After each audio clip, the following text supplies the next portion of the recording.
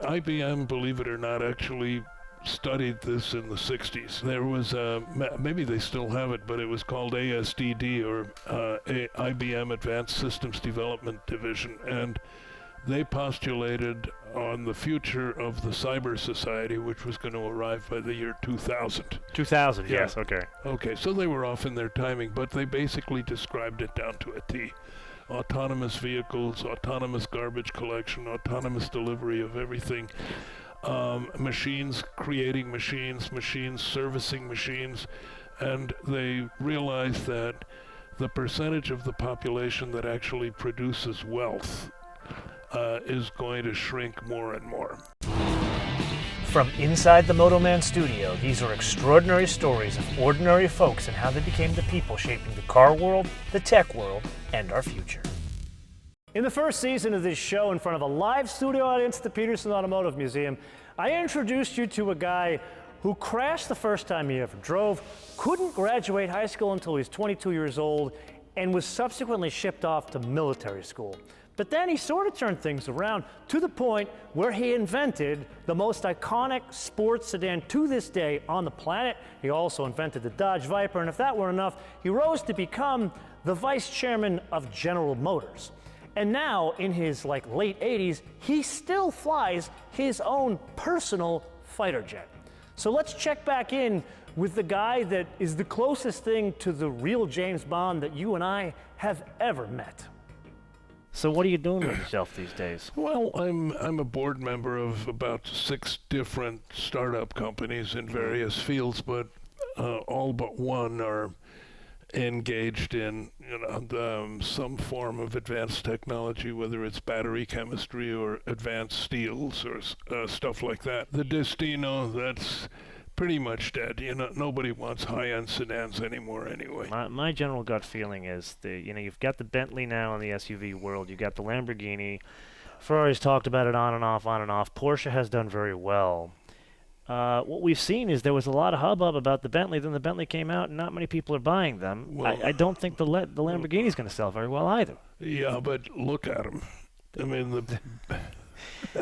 the new Lincoln Navigator is what the Bentayga should have been. I would agree. Yeah. The design, I feel that they've hidden the proportions and the size better in the Lincoln Absolutely. than they did with the Bentley. No question about it. But it's fascinating to me that so many companies think there's a market for a $250,000 SUV, and I think Porsche owns it, and that's it.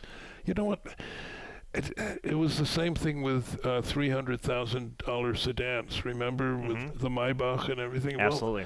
Well, the air is incredibly thin up there. You sell some to some Chinese, sell some to some Russian oligarchs, sell a handful to the United States billionaires, and then that's the end of the market. Do you think Rolls-Royce has a better chance because they're Rolls-Royce? Because that one, to me, is the ugliest. Yeah. I don't think the Rolls-Royce is the answer to a maiden's dreams in terms of design either. Yeah, the problem with you, Bob, is we never know where you stand. That's You're a little right. too timid. You really should get out there a little bit more. Yeah, well, I used to have to be much more circumspect. That really, I think, opens up our conversation because I want to talk to you about the pace of change. And one of the things about the pace of change I want to talk to you about today is the business of selling cars has changed considerably. I don't mean from the OEM side. I mean from the consumer side. Like the Maserati is an $80,000 MSRP, right. but if you look at the numbers, it's a 90% lease rate. Yeah. If they don't overdo it in the quantity, it can work because the the off-lease vehicles can be remarketed for about the amount that the company calculated. If they overdo it and put a ton of them out on lease, then when the lease is up, they all hit the auctions at the same time, and that depresses prices. And then it winds up that they have to pay a huge subsidy for between what the vehicles were actually sold at and what they charged the lease on.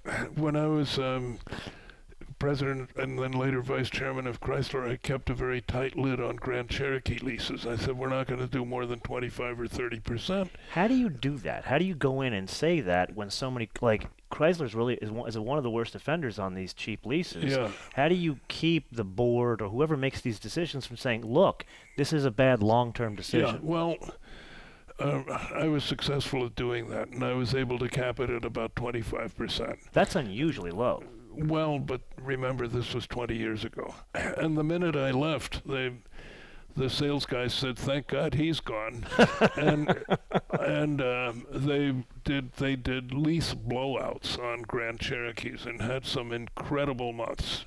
And 2 years later, you could buy a loaded Grand Cherokee Limited V8 four-wheel drive with every conceivable package on it known to man for $17,000. But isn't that a huge problem? That's like a python waiting to kill you at some point. And I feel like more manufacturers are relying on that. But here's the mistake that a lot of companies made, and I saw it made at Chrysler, Ford, GM. They go to ALG, American Leasing Guide, and show them the new car, and ALG looks at it and says, "Yeah, that's nice. I think give me the MSRP again." Then they say, "You know what? I think we can." We would say that's about a $450 a month lease, and everybody says, "Oh God, great, fabulous, $450." And they assume that that's like the word from God and they're going to be safe because ALG said so. But if they overdo it, that $450 a month is not going to cover 24 months of depreciation or 36 months of depreciation because of the sheer volume, which is more than the off-lease used car market can handle. Absolutely. And then everybody says, "What happened?" That's what. Remember the original first Nissan or Infiniti. The sedan, the Q. Yeah, the Q that had a badge that looked like a Texas belt buckle, yes, cowboy belt buckle. I knew several people who bought those, and I said, "Why are you driving a Japanese car?" And they said, "Hey, it's a $55,000 MSRP, and I'm leasing it for $700 a month. You can't beat that deal." Yeah. Well, 2 years later, all of those Infiniti Qs hit the auctions, and it just totally devalued the car, and they lost a ton of money on everyone that they leased. But I would argue it went so far as to setting up the brand badly, where Toyota, they sold you the car for $35,000, the LS, the competitor, and they sold it to you. They didn't lease it to you. And then now fast forward, 25 years later, the resale on every Lexus is 30% higher than the competing Infiniti. Absolutely, yeah. And it's one of the reasons why Cadillac was also very dependent on leases and had a poorer resale value than BMW and Mercedes or Audi. So Johan Denishin decided, we're going to stop this, we're going to curtail the lease, we're going to curtail fleet, and we're going to get this back under control. Well, getting it back under control caused the volume to collapse. But how do you get it back under control and please everybody knowing the volume is going to collapse? Yeah, that's the problem, because everybody says, we're with you, we'll see this through, yeah, we know, and then 2 years into it, they say, "What the hell happened to the volume?" And they freak out. Yeah, exactly. And they fire the guy running, a very competent guy, and they just fired him. Yeah. And he was trying to do the right things, and they fired him. And then literally 3 days later, they came out with the monthly sales, and they were like double-digit gains. And they were all sales; they weren't leases. So, kind of along the same lines, now we have this introduction of subscriptions. Yeah. And to me, you think, you and I kind of sit on the same aisle, this kind of stuff. A lease by any other name is still a lease. Yeah. What do you think the impact of that is going to be on resale, on brand awareness, or really brand perception in the used market is really the big impact, I think. But what do you think? I think all of these are further erosions of what we like to call brand value and brand recognition. It's just a further dilution as in a hyper competitive marketplace. Everybody's looking to move the volume, and this is one way. This is one way to get them out of the dealerships. But look, in the long term, brands are doomed anyway. How so? Well, as we move to fully autonomous modules, which arguably is 25 to 30 years away, but robo taxis in the city will come before that, and they probably won't be branded. So you think it'd be like a white label solution? Yeah, and that's always very bad for the manufacturer that produces to the ultimate brander. The automobile business, as you and I know it, is facing a very finite future. So paint the picture for me. Well, you've always been a futurist. Let's move down 30 years. Okay. Where almost the total United States is under autonomous vehicles only. No human-driven vehicles. You know that you'll get 5 years to sell your car. I mean, there'll be a transitional period. It's like that Lee Majors movie back in the day. Yeah. Where he had to drive to that race car to Radio Free California. Yeah.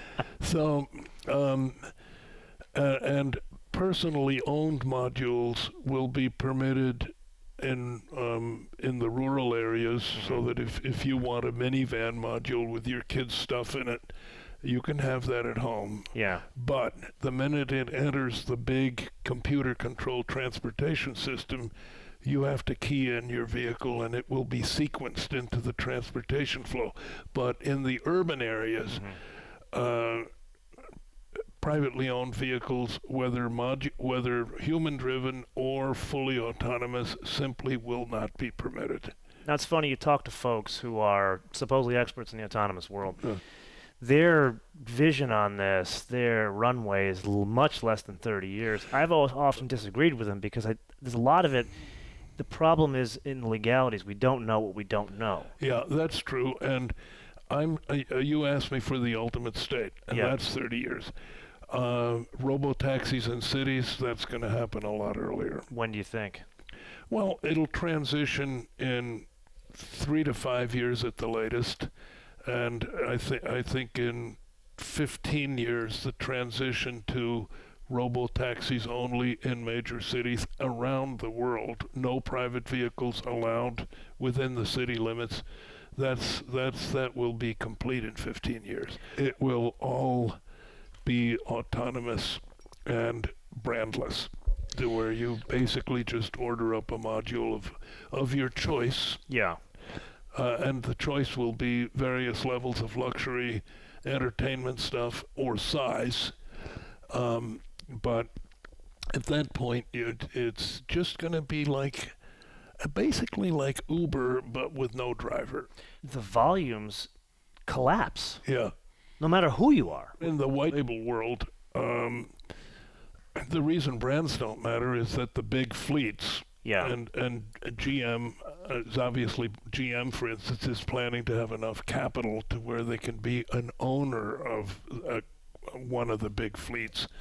So they'll buy their own cars, but the value won't be captured in the manufacture and sale of the vehicle. Value will be in the transportation service. So that creates the same thing as in cell phones, where cell phones are now practically given away as promotional items if you sign up for Verizon or AT&T or whatever. And the big fleets will order vehicles 100,000 or 200,000 at a time, and they'll put out the desired specifications, and then they'll ask for bids.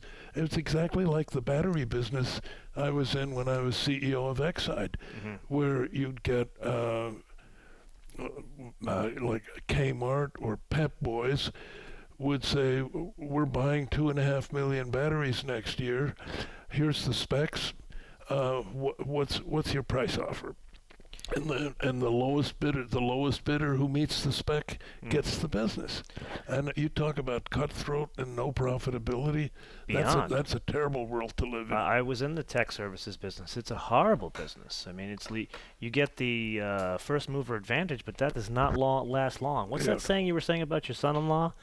The early bird gets the worm, but the second mouse gets the cheese. Yeah. So let's talk about the cheese for a minute. Our discussion now, we're completely off of cars. This is more of an economy discussion, because now what we're doing in two industries, services as well as manufacturing, you're inventing a modern-day coal miner. Yeah. What are you going to do with all these people that are driving cars, meaning taxi drivers and Uber drivers, and people that are at Sterling Heights making Jeeps right George, now? And IBM, believe it or not, actually studied this in the 60s and a place in California called Los Gatos.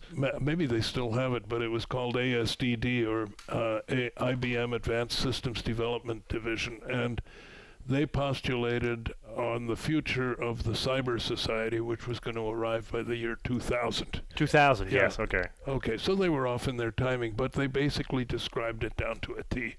Autonomous vehicles, autonomous garbage collection, autonomous delivery of everything, machines creating machines, machines servicing machines, and they realized that the percentage of the population that actually produces wealth is going to shrink more and more. They weren't left-wing oriented, or they were just, hey, only the facts. And they did postulate that, an ever smaller percentage of humans would be managing the wealth creation of society. And that at some point incomes had to be capped so that you wouldn't have, and they would be capped at a very high level, like 100 million a year or something, or maybe 50 million a year, whatever, but not billions per year. But the future's going to be much different, because it won't be like 90% of the population working, it'll be more like 20%. So with that concentration of wealth, you've got to distribute it. I mean, even a conservative has to agree to that. And then everybody gets, you do away with welfare and food stamps and all that business. Every citizen, regardless of status or race, color, or national origin, gets, say, let's pick a number, $40,000 a year. Okay. Some people will elect to go to the beach and just veg out for their whole lives.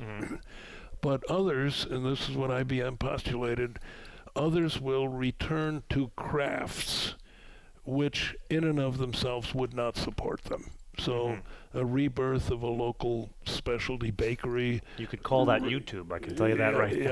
A rebirth of handmade musical instruments and so forth, where people can do something that is societally useful, but not economic. So what do we call that? Is that communism? What is that? It will still be a totally private enterprise-driven economy, but with taxation on the wealthiest, such that a $40,000, I'm just picking a number out of the air, a $40,000 guaranteed income is there for everyone, and everybody is free to open a business, an automotive restoration shop, private racetrack, restaurants, you name it. It's just that, and they're free to do everything they want with their $40,000 a year. Did IBM talk about, is there a burden on the government for retraining? Forget about the redistribution of dollars. At the end of the day, George, what do you retrain for? I'd like to know. I don't have an answer. Resorts, but the medical profession will be... I think there's a certain percentage of the population that either don't want to or cannot be retrained because of age or health. Yeah, they'll live off of their guaranteed minimum wage, and I think it's too early to talk about that now. It'd be ridiculous to try to implement it now, although if you look at various government transfer programs, and we're heading in that direction. We're not there. We won't be there for a long time, but that is the ultimate state. And if you look 100 years out, almost nobody will work. Machines will do it all. Medicine will be largely cybertized. But if everybody is getting, let's say, if again for the sake of discussion, $40,000 a year, who wouldn't want to go to L.A. or San Diego or South Padre Island, Texas? They would probably want to go to South Padre Island, Texas, if they're smart. Yeah. But who would want to go to Minnesota? I would feel like it would be, if there isn't an incentive to stay a place because of work, the big incentive would either be family or you go someplace you like. But again, if you take the IBM ASDD model, they postulated a rebirth of a suburban and rural and sort of village-centered economy where you'd have a local cobbler making custom shoes. A butcher. Yeah, you'd have a local butcher engaged with local farms, so that you'd have underneath the big economy, you'd have a second economy that was very rurally and locally focused. And to me, that's kind of an appealing idea. Again, it has absolutely nothing to do with socialism or collective ownership. Merely taking the wealth of the nation, distributing it in such a way that you have productive people at all levels, creating employment for their fellows and so forth. The term now is called Democrat Socialist. Like there's this woman, Alexandria Ocasio-Cortez, there's her name, and she has effectively put out what the fourth ranking member of Congress on the Democrat side, based on the ideals of a $15 an hour minimum wage, guaranteed jobs, guaranteed housing, guaranteed health care. How is that different than this IBM future? Because we are not yet at the point where we have 20% of the population creating the whole wealth and 80% unemployment.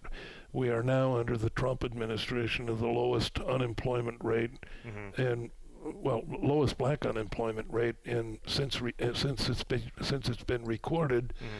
Lowest unemployment rate in decades, fastest economic growth, and there's absolutely no reason to institute anything like that now. Do you see a bubble in the current environment with so much leasing, so much cheap money that's buying cars, selling cars, it's driving the SAR of 17 plus million a year? Yeah.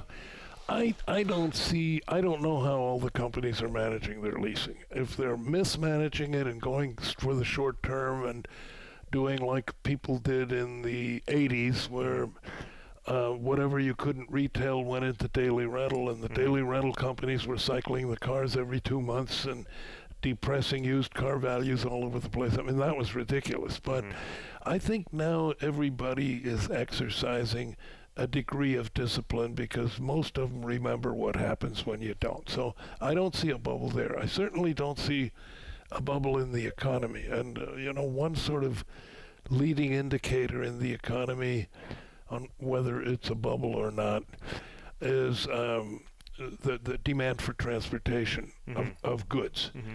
And there the demand is outstripping the capacity of the trucking fleets and railroads. The trucking fleets are short like 40,000 drivers. Yeah.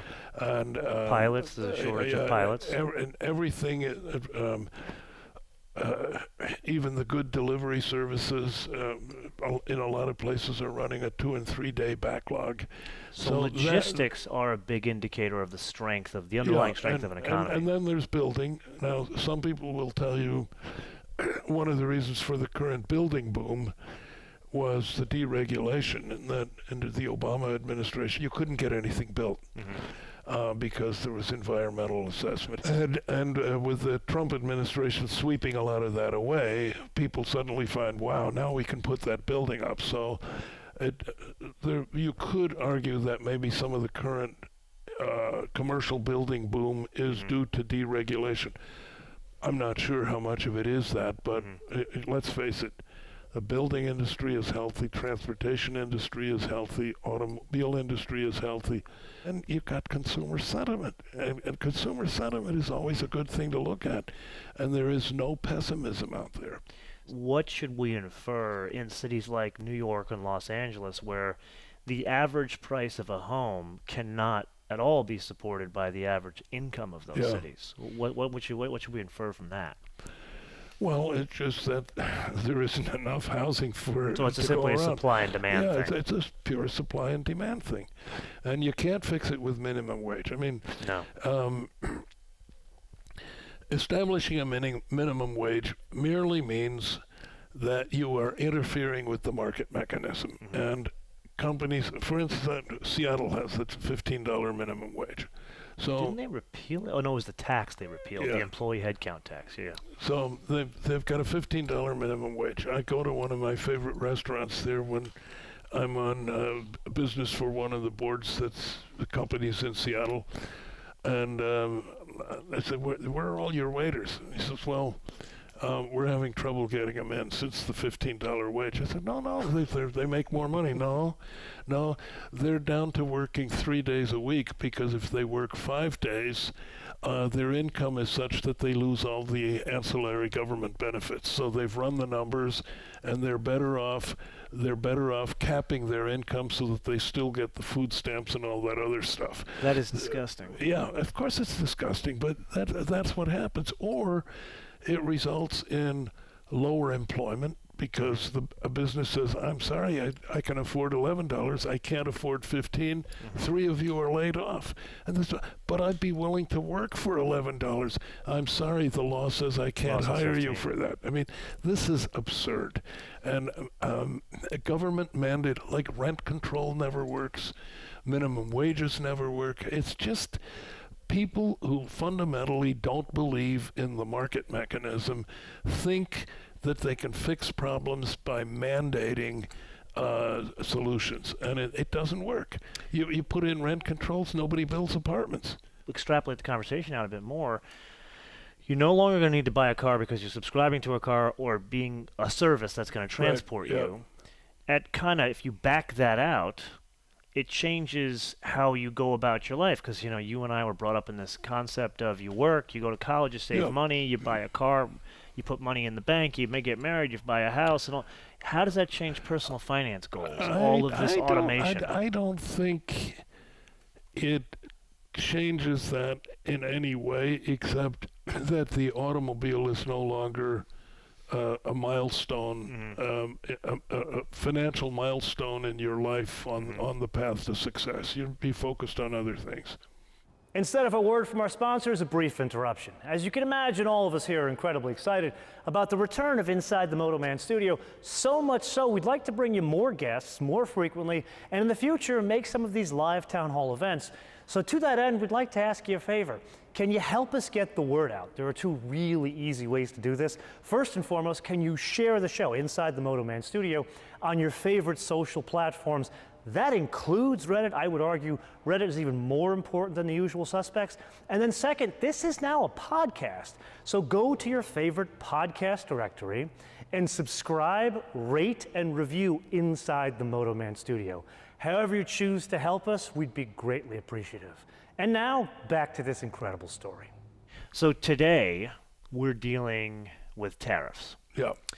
And it's in 3 fronts, if you think about it: China, North America, and Europe. Right. What is the goal of tariffs today? Well, the goal of tariffs in any country is to protect domestic industry.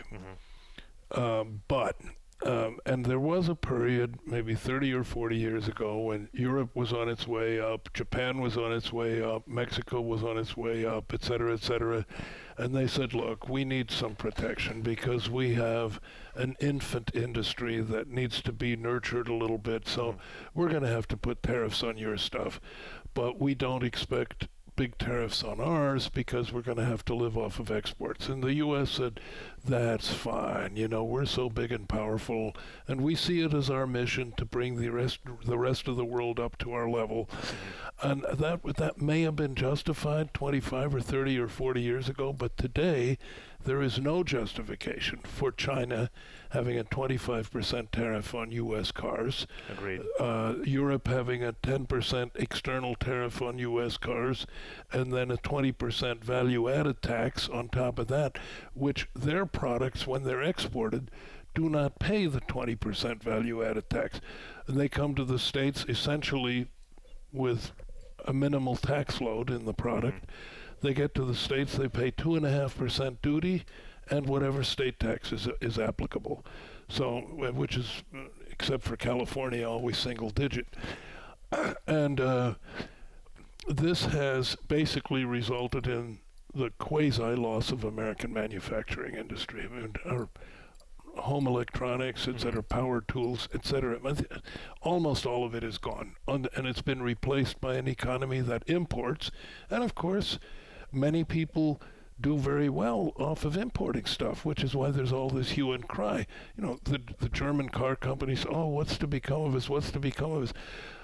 They're just going to have to figure it out, because it's not normal for a Mustang sold in Germany to cost 40% more than it does in the United States, and BMWs, Mercedes, and Audis retailing, if you do the exchange rate calculation, retailing for the same or less price in the United States than they do in Germany. That is insane. So I think Iacocca was good friends with Trump back when Iacocca was chairman of Chrysler, and they saw each other a lot. And I'm sure that... Really? Oh, yeah. Back in the 80s? Yeah, very good friends. And, of course, it was a younger Trump. And I'm sure that Iacocca, who was a tireless spokesman for American industry and constantly in Washington and on television explaining how ridiculous this was, that we were basically exporting our jobs and exporting our industry in exchange for low-priced imported goods. And nobody listened. You know, everybody just said, you crybabies are just going to have to learn how to compete. But I'm sure he had an influence on Trump. So one of Trump's... How did they get connected? Because Trump was in New York in real estate, and Iacocca was in Detroit in cars. Well, Iacocca was in New York a lot. Oh, really? Yeah. Oh, because he was getting capital. No, and he liked New York, so... Who doesn't? Yeah, so he'd visit the advertising agencies. And I mean, I'd say he was in New York 1 or 2 days a week. So he just got connected with Trump that way. Yeah. And did Trump ever have an impact on 80s Chrysler or 90s Chrysler? No, absolutely not. But my point is, Trump, I'm sure some of his opinions on what's wrong with U.S. trade policy were formed by Lee Iacocca. Fascinating. And so all Trump is trying to do is level the playing field. He is not interested in a 25% tariff on German cars at all. But what he is interested in is getting a level playing field. That's really. Do you think it's possible? Do you think we could bring down some of the barriers, especially in like a China? Well, China will be the toughest opponent in this trade war, but as Trump points out, I love trade wars because they're easy to win. And in China, they have the most to lose out of all of them. Exactly. And the EU has already said, you know, we're ready to work with the U.S. on eliminating tariffs on, so far it's non-automotive, but that's important too, because the U.S. is the world's most efficient producer of agriculture products, and Europe has just basically set both tariff and non-tariff barriers to basically keep American agricultural goods out or at a very low level. If you look at the talking heads on television, it's, oh, the sky is falling, the U.S. economy is going to be destroyed, Trump is a madman, what's he doing? Just listen to the CEOs of the import car companies forecasting gloom, doom, and disaster, and et cetera, et cetera. And it's as I never tire of saying, it's a negotiating stance. This is what Trump is good at. If you don't talk to me and if you don't negotiate, here's what I'm going to do. And I keep telling people, this is going to come out all right.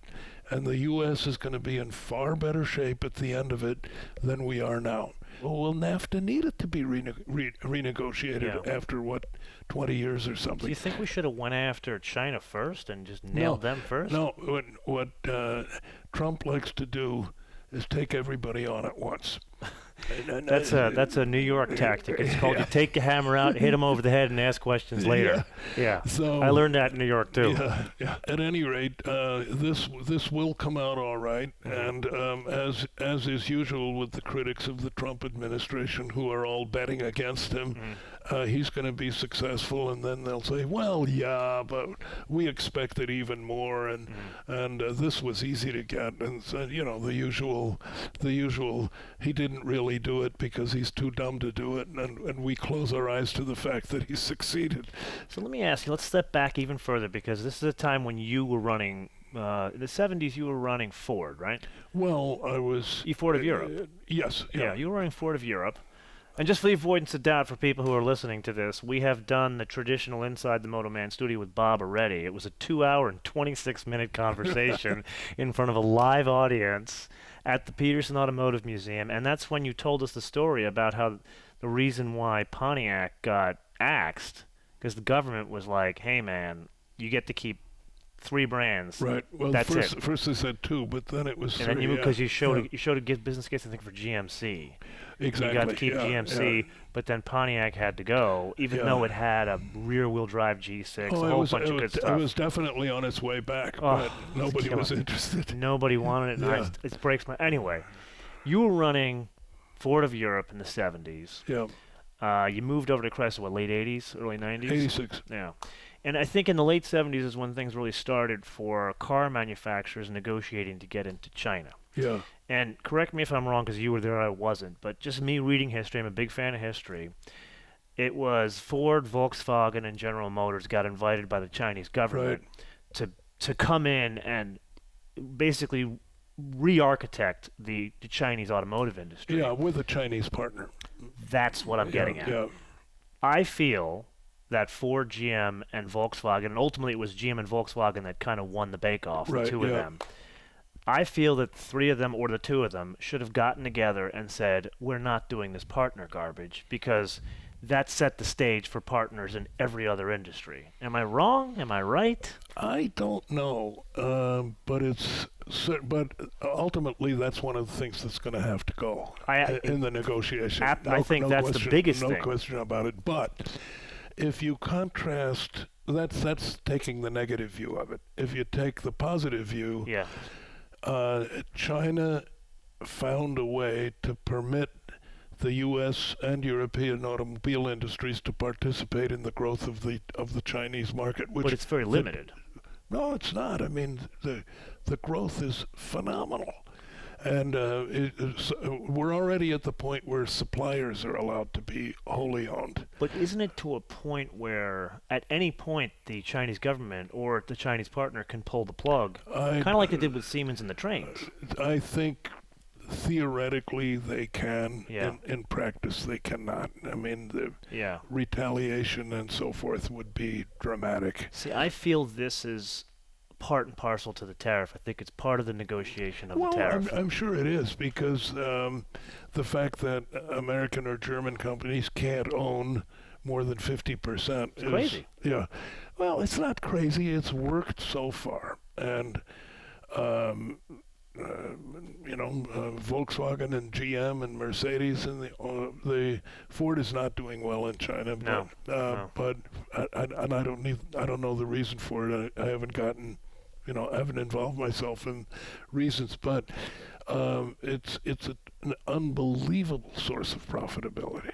I get that, but I feel there's such a high risk there, a risk of both losing the opportunity but also losing intellectual property, again, like Siemens did with the trains. Well, the intellectual property issue is always a big one with the Chinese. Yeah, absolutely, and I feel that's one of the things that needs to be negotiated with the tariffs. I agree, Okay, we've done a lot of futuring today. Yeah. But now I want to look a little bit into the past to get back to the future. Mm-hmm. And here's what I want to do. You and I have already done the traditional Inside the MotoMan Studio. We did it at the Peterson. And we talked about the journey of how do you go from being a kid that graduated high school at 22 years old to being the vice chairman of General Motors that does all these amazing things. What are 3 attributes or actions in your life that either happened to you or you made that turned you into Robert A. Lutz of the United States Marine Corps? Well, three answers really. I think a good gene pool. No one has ever said that on my show before, but that is entirely valid. Oh, of course. I mean, I had a highly intelligent, creative, and successful mother, and a highly intelligent, very professionally very successful, very well-to-do, and much more disciplined than me, and more circumspect, and more analytical, etc. But a very, very successful father. And so that was not just the genetic component, but I also received a lot of good parental guidance, which in my earlier years I didn't necessarily listen to, but it was. You definitely didn't listen up until 22. But it was embedded in there someplace. The second major component, and perhaps the largest one of all, is my service in the U.S. Marine Corps. Really? What's that? It is. For a number of reasons. It's being accepted by what is arguably the most respected military organization in the world, undergoing very, very tough training as an enlisted man, not as an officer, because I had no college degree. So my very first promotion after boot camp was be promoted from private to private first class, and that meant more to me than graduating from high school and so forth. And how old were you when that happened? 23. Okay, so and 1 year after graduation. And then I was accepted for flight training and managed to achieve one of my childhood dreams, which was to be a military fighter pilot. Now, refresh my memory. Did you go into the Marine Corps thinking you wanted to fly, or is it something that came out of... I'd always been a car enthusiast and aviation enthusiast. And when I went to see the recruiting sergeant in New York, he said, well, what would you like to do in the Corps? And I said, I'd like to be a fighter pilot, sir. And he said, okay.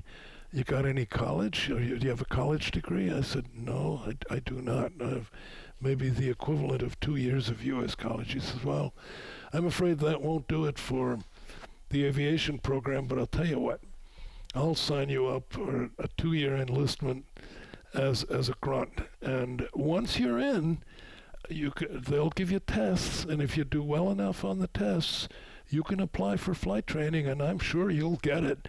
And I little bait and switch there. Yeah. So once I was in, I realized that, 1 out of 3,000 applicants gets accepted for flight training. But I did pass all the tests and went in front of all the review boards and, got accepted for flight training. So I was one of the relatively few that came out of the enlisted ranks to become an officer and a pilot. And it was just the whole Marine Corps ethic, the integrity, the solidity of the Marine Corps, the quality of the people that you're with, the dedication. It rubs off on you. So you think that shaped you in your corporate life? Oh, absolutely. And there's a reason why back in the days when we had citizen soldiers, and people would put in 6 or 7 years commissioned service and then go into corporate life, there was a disproportionate percentage of former Marine officers in top corporate ranks. The Marine Corps is the world's best leadership school, bar none. Fascinating. And then what's the third action or attribute? Getting a really good business education from Cal Berkeley. So a combination of genes with parental guidance. So people invest in you, not so much money. They invested time with you, teaching moments. The military experience, specifically, you're saying it's the Marine Corps over others. Absolutely. And then the business education at Cal Berkeley. Yeah, which was very much ahead of its time. They taught all kinds of advanced analytical techniques for decision making as opposed to just using human judgment and case studies like Harvard. Okay. So UC Berkeley, now called the Haas School of Business, was very much cutting edge at the time. And this was back in the 60s you did this. Exactly, yeah. Yeah.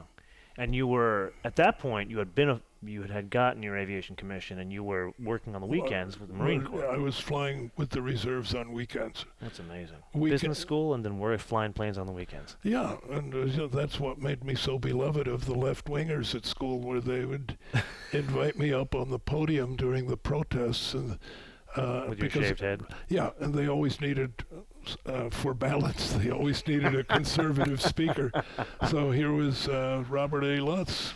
You meet girls that way? Robert A. Lutz, who is a jet attack pilot in the U.S. Marine Corps, and a student of the School of Business Administration. So you are the Antichrist, literally. I was the Antichrist. I was the sum of all evil. Did you roll up in the flight suit? No, unfortunately not. No, but it didn't matter what I wore. You know, the shaved head gave it away. Well, Bob, I can't thank you enough for the time. Well, George, it's always a pleasure. It truly is. For me, this is like a master's when I talk to you. It's like a postdoc whenever we have a discussion. Next time, we're going to have to do this at my new studio, an airplane hangar, which is where your son-in-law has a plane. Right. Mm-hmm. I didn't know this until I got here. Yeah. So we'll do it there amongst my nanshanks. How about that? Okay, that's good. Okay? Yep. Thank you for having me. George. Thank you for bringing out the Buick, because you know I like Buicks. Always a pleasure, sir. Many thanks for joining us throughout the entirety of this episode. And don't forget, subscribe, rate, and review Inside the MotoMan Studio on your favorite podcast directory. And while you're sharing, how about on your socials as well as on Reddit? Until our next incredible guest, be später.